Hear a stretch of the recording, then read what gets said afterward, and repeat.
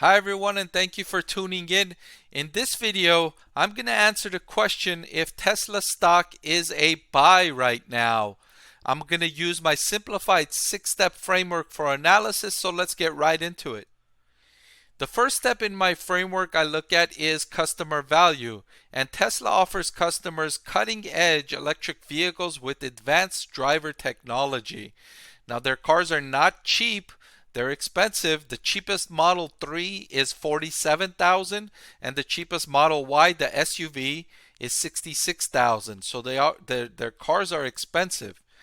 However, looking at the customer response to their products, it looks like that customers perceive a very high value from Tesla because revenue has exploded from 413 million all the way up to 54 billion in 2021. So in a customer's viewpoint, even though it's expensive, they see a good value with Tesla.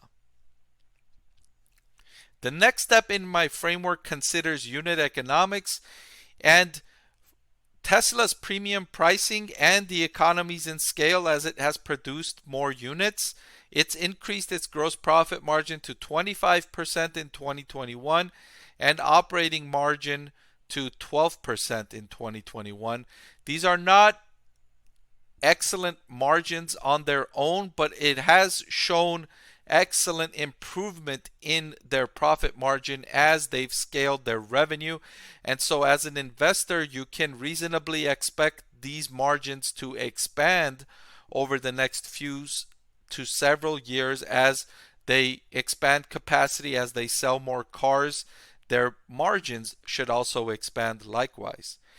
Further, they are expanding software options like full self-driving, and those come with potentially higher profit margins, right? Because that customers just download that software, and with each, it's not like Tesla has to spend all of this money with each incremental sale to when a customer buys a software, right? They invest in the capability to deliver that software package, but on each incremental sale, a lot of that revenue goes straight to the bottom line, and that's in contrast to selling cars, where with each incremental customer, Tesla still has to spend a lot of money to build that car, right? There's a lot of material and labor costs that's going to go into each sale, right? Which is not the case with software sales. And so as its sales of software expands, it could move its operating profit margins upward.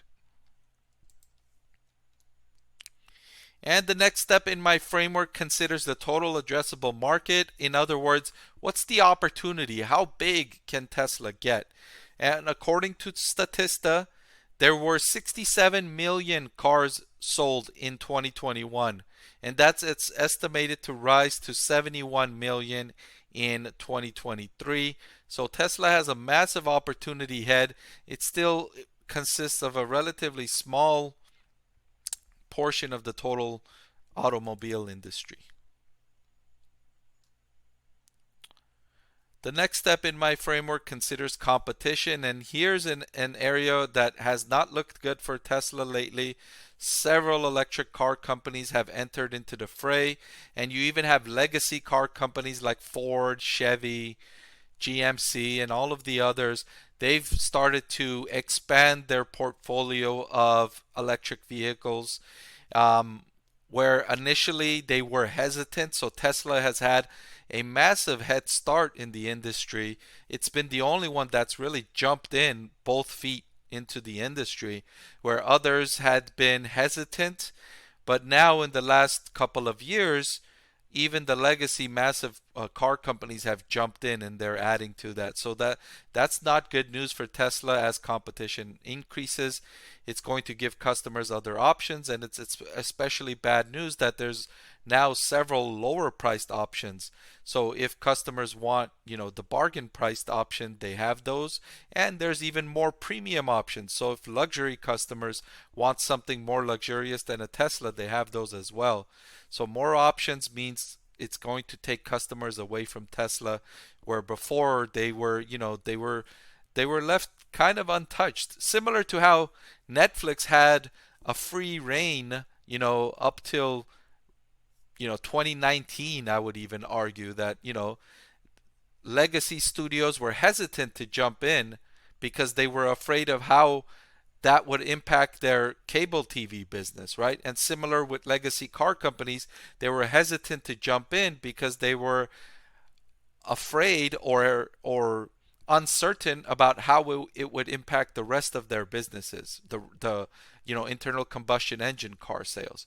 But not anymore. Now they're jumping in both feet. They've committed to electric vehicles. They realize that's the future, and they can't hesitate anymore. They're all jumping in. So that head start, that free reign that Tesla had, it's going to go away, and it's already started going away.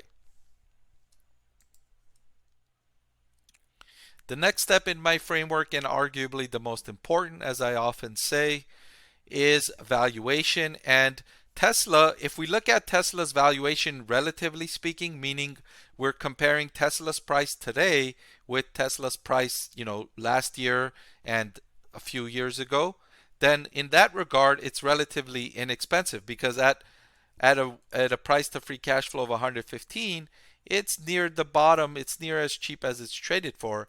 And price to earnings, certainly at 84, it's the cheapest price to earnings it has sold for.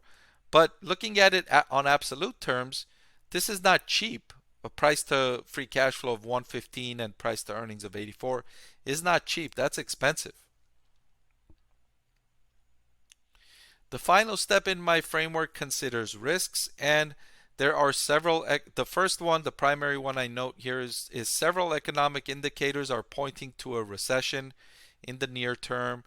And of course, if people are losing their jobs, they're less likely to buy the type of premium priced cars that Tesla sells.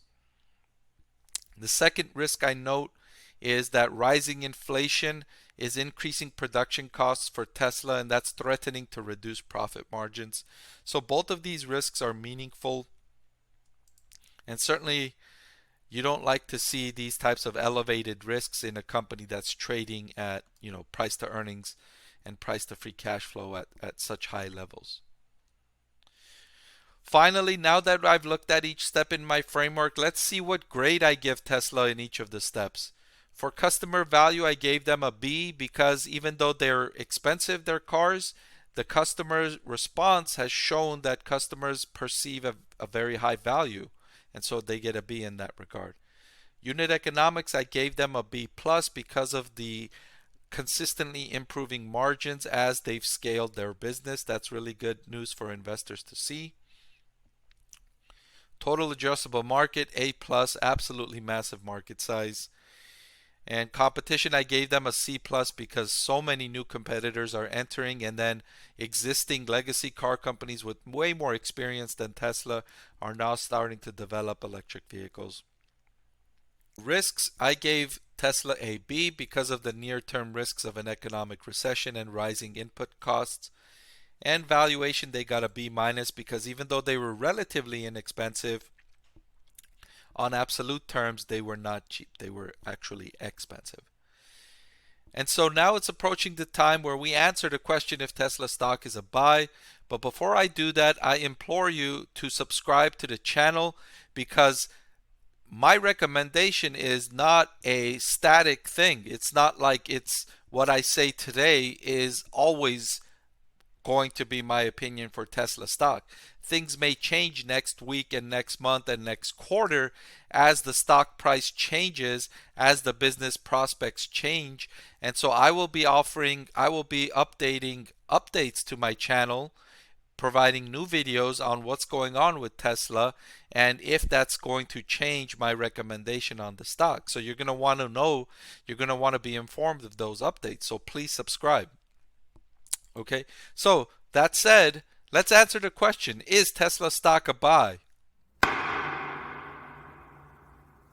Tesla stock is on the borderline. I almost recommended it as a buy because of the massive market opportunity, Tesla's proven performance in expanding profit margins with scale, and its excellent revenue growth over the years.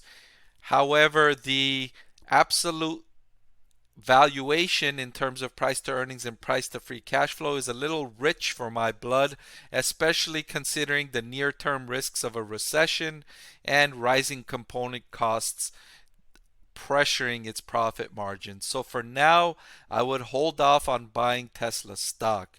But let me know what you think in the comments down below. That's all I've got for Tesla. Thank you for tuning in, and I'll see you next time on the next installment of Is This Stock a Buy? Thank you for watching. I want to thank the Motley Fool for sponsoring this video. The Motley Fool is a company that provides investing insight and stock recommendations for all investors of all skill sets and risk levels. So I'm proud to partner with the Motley Fool to bring you 10 stock picks from their popular product, Stock Advisor. Stock Advisor has beaten the market by more than 3 times. Go to fool.com/Parkev to get your 10 stock picks now.